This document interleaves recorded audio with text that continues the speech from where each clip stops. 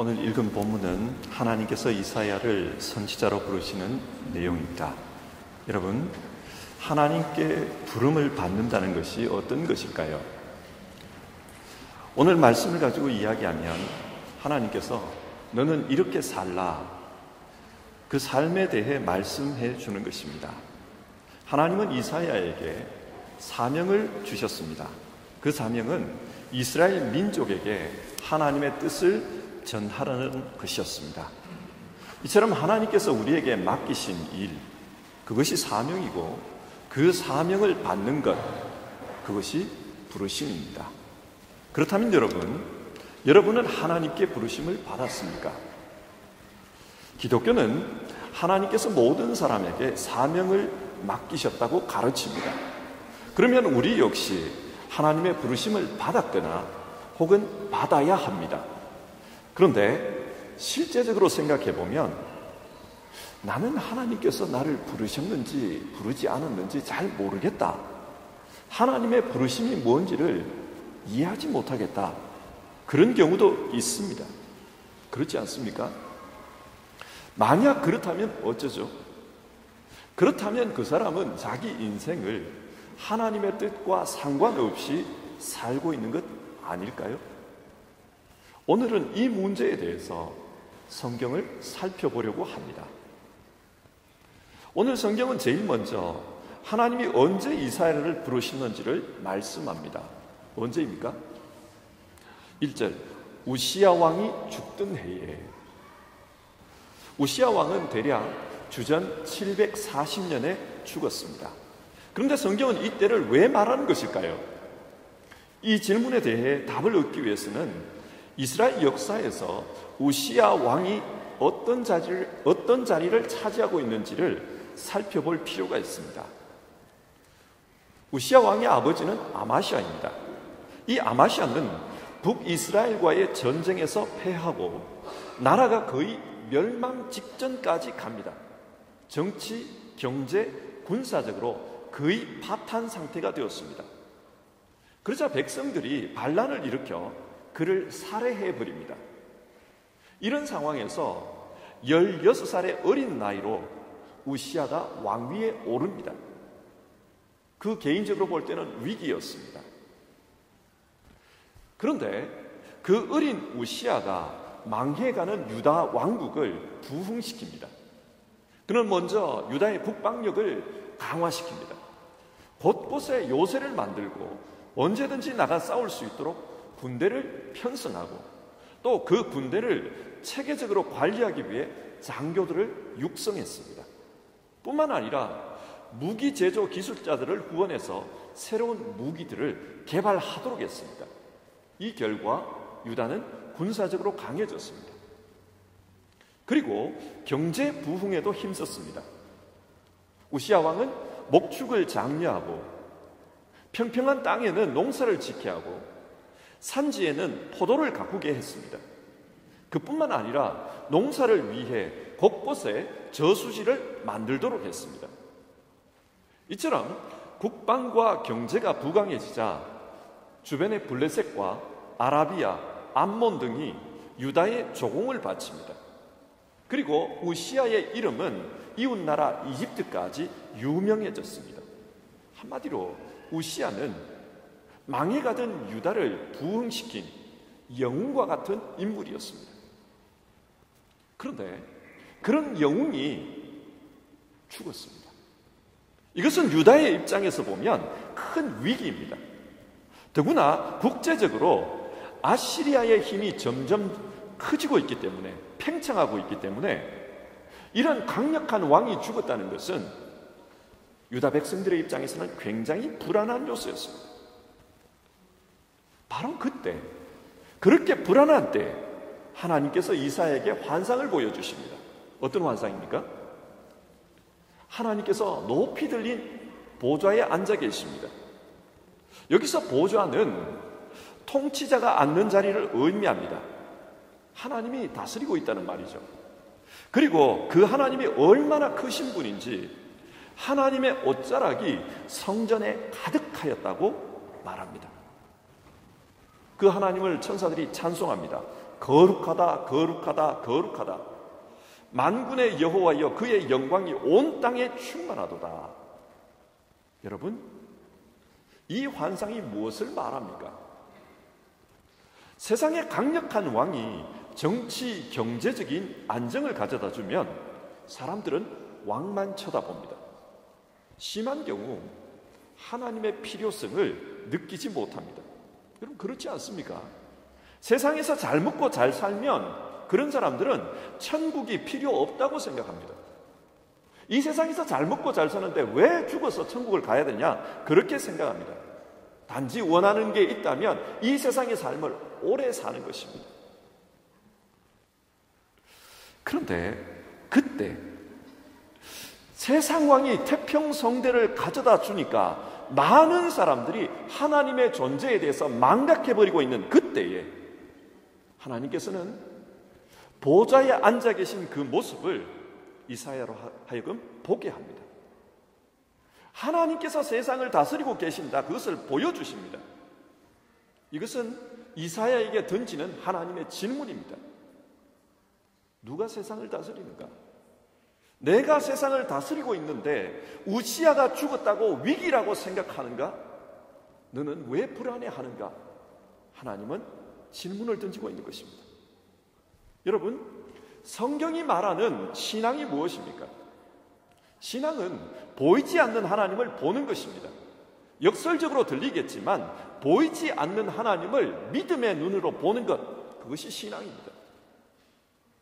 창세기 28장에서 야곱은 형 에스를 피해 밧단 아람으로 피난을 갑니다. 그 당시 야곱은 분노에 가득 찬 형 에스가 따라와서 자기를 죽일까 봐 불안했습니다. 그래서 그는 사람들이 사는 마을로 들어가지 못하고 들판에서 노숙하며 홀로 베개를 베고 돌베개를 베고 잡니다. 그런데 그때 하나님이 보여주십니다. 하늘까지 닿은 높은 사닥다리에 천사들이 오르락 내리락 하는 환상이었습니다. 눈에 보이지 않지만 하나님께서 함께 하신다는 것을 보여주는 환상이기도 합니다. 무엇을 말합니까? 신앙은 하나님을 보는 눈입니다. 비록 야곱은 모태신앙이었지만 삶의 위기를 만나자 그 불안에서 벗어나지를 못합니다. 하나님을 믿고 있지만 그 하나님이 자기를 도와줄 것이라는 확신이 없습니다. 왜 그렇습니까? 한 번도 하나님이 나와 함께 하신다는 것을 본 적이 없기 때문입니다. 우리 역시 마찬가지입니다. 우리 역시 하나님을 믿지만 하나님을 보는 눈이 없다면 하나님을 믿어도 불안합니다. 삶을 살면서 위기를 만날 때마다 불안합니다. 그래서 하나님이 계시다는 것을, 직접 살아계시다는 것을, 함께 하신다는 것을 하나님은 눈을 열어 보게 하십니다. 믿음은 보이지 않는 하나님을 보는 것입니다. 누가복음 2장에는 예수님의 탄생 이야기가 나옵니다. 예수님은 로마 황제 아우구스투스가 다스릴 때 태어났습니다. 그때 천사들은 예수님의 탄생을 알리면서 구주가 나셨다, 큰 기쁨의 좋은 소식을 너희에게 전한다, 그렇게 말했습니다.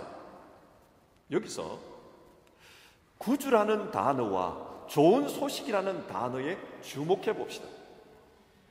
원래 이 단어는 로마 황제 아우구스투스가 사용하던 단어입니다. 세상의 역사를 보면 그전까지는 유럽과 아시아와 아프리카 3대륙을 절대 권력으로 다스린 로마 황제가 한 번도 없었습니다. 그런데 그런 황제가, 절대 권력을 가진 황제가 나타났습니다. 그래서 사람들은 이 아우구스투스를 구주라고 부른 것입니다. 그가 세상의 구원자다, 그가 세상의 주인이다, 그렇게 말했습니다. 그리고 그가 하는 일과 그가 전하는 소식을 유앙겔리온, 즉 복음이라고 말했습니다. 그런데 천사들은 바로 그때 베들레헴 마옥간에 태어난 예수님을 구주라고 선포합니다. 그리고 구주가 나셨다, 이 소식이 너희에게 복음이다, 유앙겔리온이다, 그렇게 선포합니다. 무슨 말입니까? 시선을 바꾸라는 것입니다. 세상의 눈으로 보면 예수님은 구주가 아니지만 하나님의 눈에는 그분이 구주라는 것입니다. 이처럼 세상의 눈에서 하나님의 눈으로 시선을 바꾸는 것, 그것이 성경이 우리에게 요구하는 믿음입니다. 하나님은 이사야에게 지금 이 시선의 변화를 요구하십니다. 강력한 왕이 죽었느냐? 그래서 불안하냐? 너는 이스라엘을 다스리는 분이 그 우시야라고 생각하냐? 하나님은 시선을 바꾸라고 합니다. 그래서 우시야가 죽던 그 해에 살아계신 하나님이 보좌에서 다스리시는 그 모습을 보여주십니다. 이처럼 하나님은 오늘 우리에게도 세상을 보는 눈을 바꾸라고 합니다. 세상의 눈으로 보면 하나님은 보이지 않습니다.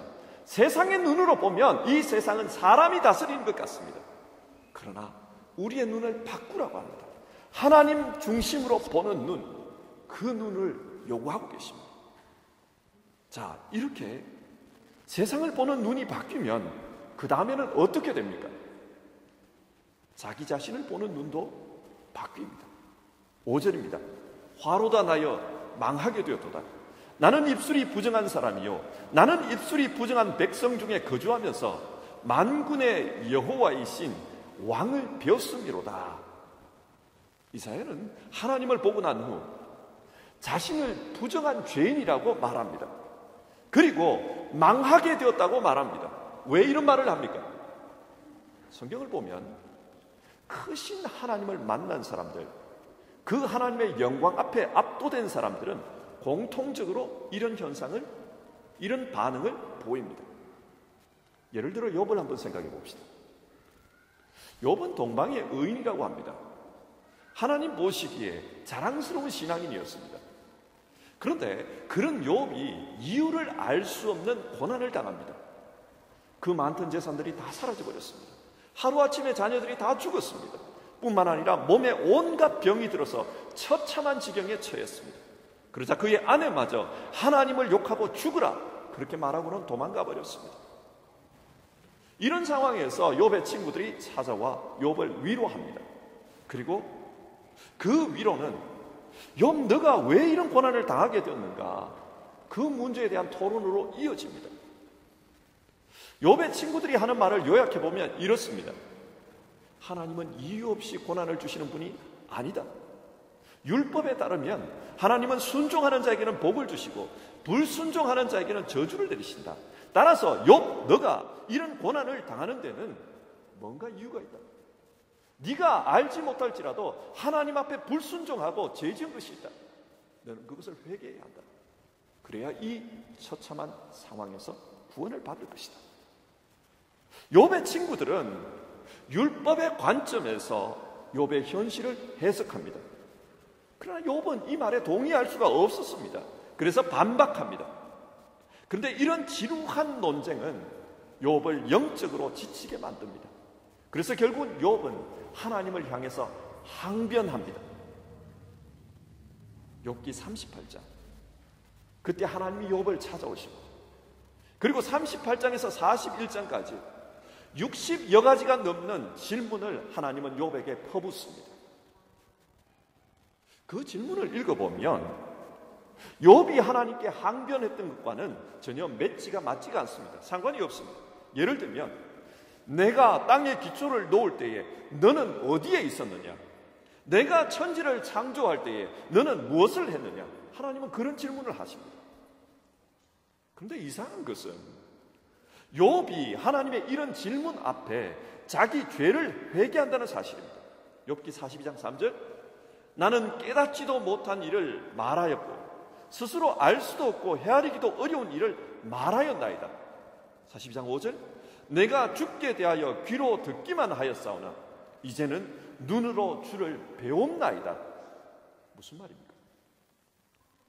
욥은 하나님의 질문 속에서 하나님을 만난 것이고, 그러고 나니 자기가 가지고 있던 모든 문제가 자연스럽게 사라져버렸습니다. 욥은 지금까지 자기가 가지고 있는 이해의 틀로 하나님이 왜 이렇게 하실까 이해하려고 했습니다. 그리고 그 이해의 틀로 이해가 되지 않기 때문에 하나님께 항변했습니다. 그런데 하나님을 만나고 보니 자신이 가지고 있는 그 이해의 틀이 얼마나 형편없는 것인지를 깨달았습니다. 너무나도 크신 그분을 자기의 좁은 이해의 틀 안에 쑤셔 넣으려고 했던 것입니다. 그래서 자기 자신이 내가 죄인입니다, 하나님. 내가 세상도 다 알지 못하는 작은 눈으로 그 크신 하나님을 판단하려고 했습니다, 하나님. 내가 죄인입니다. 그래서 회개합니다. 사람이 하나님 앞에 서면 이렇습니다. 이와 비슷한 이야기가 사도행전 2장에도 나옵니다. 오순절에 성령님께서 제자들에게 찾아오십니다. 그러자 예수님에 대한 제자들의 이해가 달라집니다. 제자들은 부활하신 예수님께 주여, 주께서 이스라엘 나라를 회복하심이 이때니까 그런 질문을 했습니다. 왜 이런 질문을 했는가? 제자들은 예수님이 정치적인 메시아라고 생각을 했습니다. 부활하신 예수님을 만났지만 그 생각은 여전히 변하지 않았습니다. 그래서 주님이 부활하셨으니 이제는 이 이스라엘이 로마로부터 독립하는 것입니까? 그렇게 물은 것입니다. 이 질문 속에는 제자들이 가지고 있는 자기들의 사고방식이 그대로 나타나 있습니다. 그러나 성령께서 찾아오신 다음에 제자들의 질문이 달라집니다. 생각 방식이 달라집니다. 베드로가 많은 사람들에게 설교를 하면서 이런 말을 합니다. 그런즉 이스라엘 온 집은 확실히 알지니 너희가 십자가에 못 박은 이 예수를 하나님이 주와 그리스도가 되게 하셨느니라. 십자가에서 죽인 그 예수님이 너희는 정치적인 메시아라고 생각했지. 그래서 정치적으로 독립을 안 시키니까 그래서 죽였지. 그런데 우리가 잘못한 것이다. 그분은 하나님께서 보내신 구주이시고 이 세상의 구원자 그리스도이셨다. 베드로가 그렇게 선포합니다. 자, 이 말을 들은 사람들이 어떻게 반응합니까? 그들이 이 말을 듣고 마음에 찔려 베드로와 다른 사도들에게 물어 이르되 형제들아 우리가 어찌할꼬 하거늘. 사람들은 이 설교를 들으며 그들의 인식도 바뀌어버린 것입니다. 이전에는 율법의 틀로 예수님을 생각하니까 저 사람은 범법자다, 참남한 자다, 하나님의 이름을 욕되게 하는 자다, 죽음 마땅하다, 그렇게 생각했습니다. 그러나 성령께서 찾아오셔 역사하시는 현장에 서 있으니까 그 하나님을 만나고 보니까 자신들이 무지했다는 것을 알게 되었습니다. 우리가 이 땅에 오신 하나님을 죽였구나, 그것이 느껴졌습니다. 그래서 형제들아 우리가 어찌할꼬 탄식합니다. 이처럼 살아계신 하나님, 그 하나님 앞에 서는 사람은 자신의 인식의 틀이 깨집니다.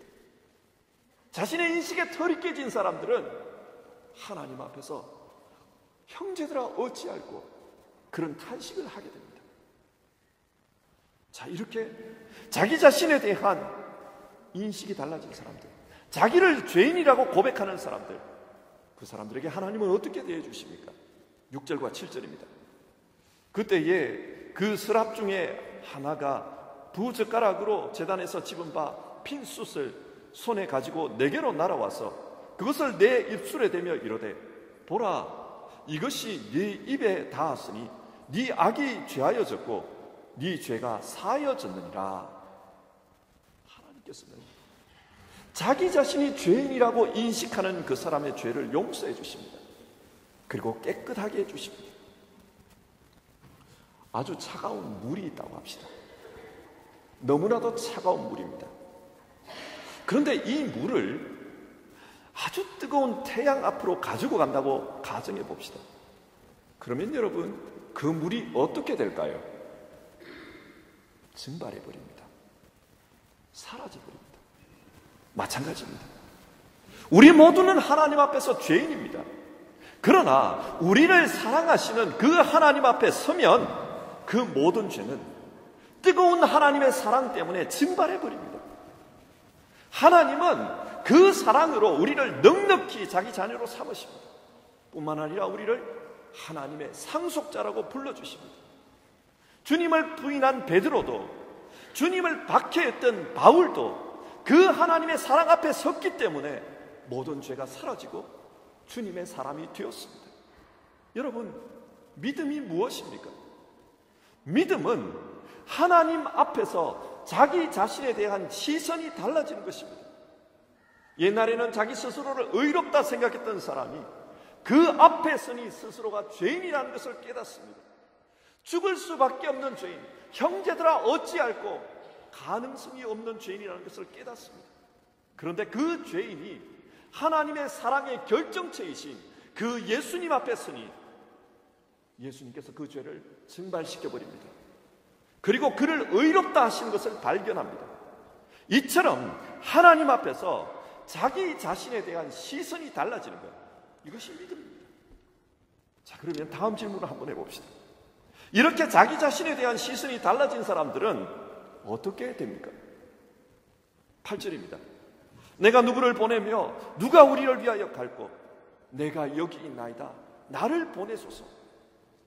하나님에 대한 시선이 달라지니까 자기 자신에 대한 시선이 달라졌습니다. 자기 자신에 대한 시선이 달라진 그 이사야를 하나님은 삶의 목적을 바꿔버립니다. 그래서 이사야는 내가 하나님을 위해서 하나님이 보내신 그곳으로 내가 가겠나이다, 그렇게 말합니다. 사도행전 9장에는 바울의 회심 장면이 나옵니다. 바울은 바리새파 사람이었습니다. 그 바리새파의 인식의 틀로 보니까 그리스도인들은 죽여야 할 사람들이었습니다. 그래서 온갖 힘과 온갖 권력을 동원해서 열심을 다해 교회를 핍박했습니다. 그런데 이 바울의 인식의 틀을 깨는 사건이 발생합니다. 다메섹으로 가다가 지금도 살아계시는 그분을 만났습니다. 그분 앞에서 자기가 잘못 보았다, 내 눈이 틀렸다라는 것을 깨닫습니다. 그의 눈이 멀어버렸습니다. 그런데 주님은 그의 눈에서 비늘을 뽑아내십니다. 그 틀렸던 인식의 틀, 그것을 뽑아내십니다. 그러니까 보는 눈이 달라집니다. 어떻게 달라집니까? 이전까지는 자기가 귀하다고 생각했던 그 율법을 위해 자기 인생을 바치려고 했습니다.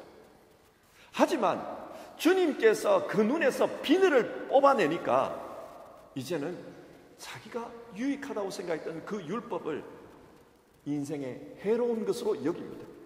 뿐만 아니라 배설물로 버려버립니다. 왜 이렇게 됩니까?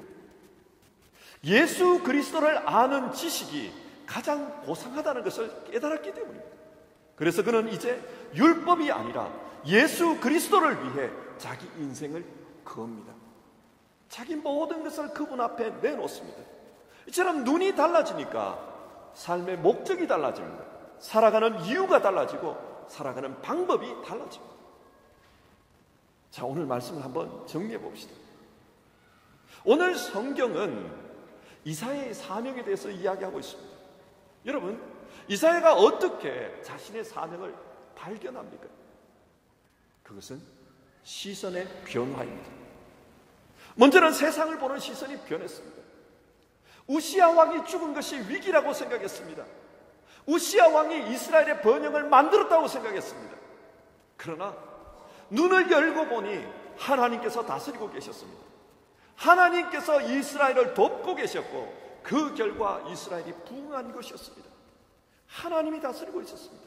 진짜 왕은 우시야가 아니라 하나님이었습니다. 이처럼 세상을 하나님 중심으로 보는 것, 그것이 이사야의 사명의 출발점이었습니다. 그리고 이렇게 세상을 보는 눈이 달라지니까 자신을 보는 눈도 달라졌습니다. 신학자들에 따르면 이사야는 우시야 왕의 사촌이었다고 합니다. 왕의 측근이라는 말입니다. 그래서 국가 운영에 적잖이 개입했을 것입니다. 그러니 자기 스스로에 대한 자부심이 대단했을 것입니다. 그런데 하나님 중심으로 세상을 보니까 그동안 자신이 세상을 잘못 보고 있었다. 내 좁은 눈으로 하나님의 통치를 이해하려고 했다. 내가 죄인이다. 내가 죄인이다. 그런 고백이 터져나옵니다. 자신을 보는 시선이 달라집니다. 나는 아무것도 아니었다. 내가 죄인이었다. 이렇게 자기 자신에 대한 시선이 달라지니까 자신의 삶을 살아가야 할 목적도 달라집니다. 나를 보내소서, 내가 여기 있나이다. 이것이 오늘 본문의 내용입니다. 여러분, 이런 질문을 한번 던져봅시다. 왜 이사야 선지자는 자신이 하나님께 부름받은 이 내용을 성경에 기록한 것일까요? 하나님께 부름받는 일은 지극히 개인적인 일입니다. 그런데 왜 이 개인적인 일을 성경에 기록한 것일까요? 당신들은 부름받지 못했지? 그러나 나는 부름받았다. 그것을 자랑하기 위해서일까요? 아닙니다. 이사야는 이 말씀을 통해 여러분 모두도 하나님의 부르심을 경험해야 합니다. 그것을 말하고 싶은 것입니다. 여러분 모두도 시선이 바뀌어야 합니다. 하나님 중심으로 시선을 바꿔야 합니다. 하나님 중심으로 나 자신을 봐야 합니다. 그러면 인생이 달라집니다. 그것을 말하고 싶은 것입니다. 이사야는 이 기록을 통해서 성경을 읽는 모든 사람들의 시선이 바뀌고 삶의 목적이 달라지기를 소원했던 것입니다. 그런데 우리에게 문제가 있습니다.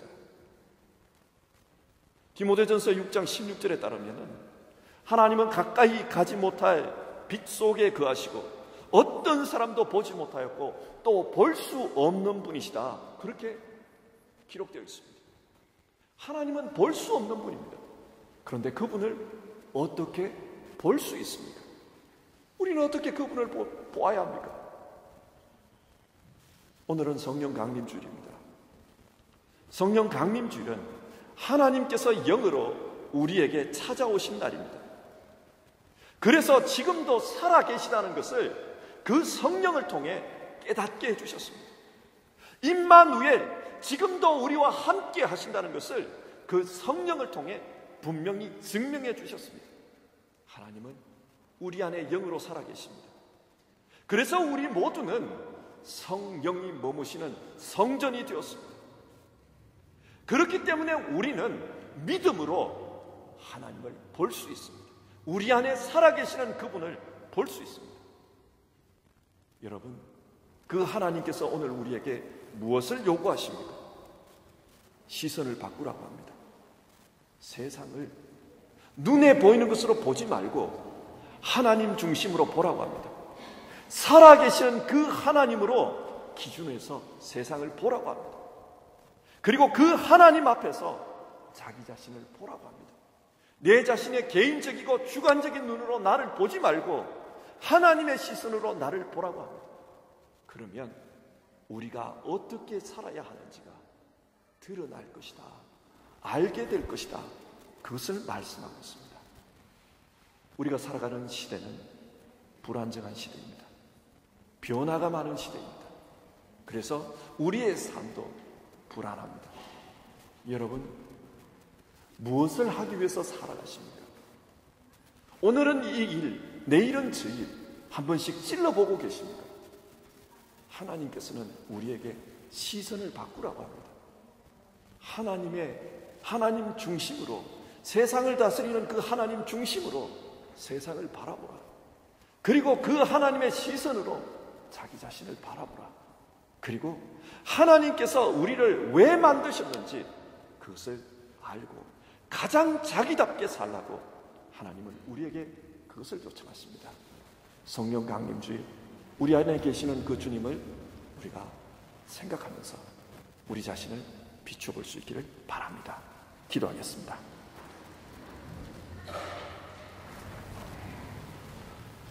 하나님 아버지, 오늘은 성령 강림주일입니다. 이 주일에 우리가 성령님과 함께 산다는 것이 무엇인지를 생각해 보았습니다. 성령님께서는 우리 모두를 하나님의 사람으로 불러주셨습니다. 그래서 고기 잡던 어부들을 사람 낚는 어부가 되게 하셨고, 이 세상을 쫓아 살던 사람들을 하나님 나라의 사람으로 바꾸어 주셨습니다. 우리 역시 이 성령 강림주일에 우리가 무엇을 위해 살아야 하는가, 그 사명의 문제를 생각해 봅니다. 우리의 시선이 변하게 하여 주시옵소서. 이 세상을 바라보는 시선이 달라지기를 원하고, 자기 자신을 바라보는 시선도 달라지기를 원하고, 자기 인생의 목적에 대한 시선도 달라지기를 원합니다. 그래서 우리 모두 하나님께서 우리를 만드신 가장 자기다운 모습으로 살아갈 수 있도록 주님 도와주시옵소서. 성령님께서 우리 안에 계시면서 우리를 바로 볼 수 있게 도와주시옵소서. 세상을 바로 보고 자기 자신을 바로 보고 그리고 사명이 무엇인지를 바로 보고 가장 자기답게 살아갈 수 있도록 우리 모두를 인도해 주시옵소서. 예수님의 이름으로 기도드립니다. 아멘.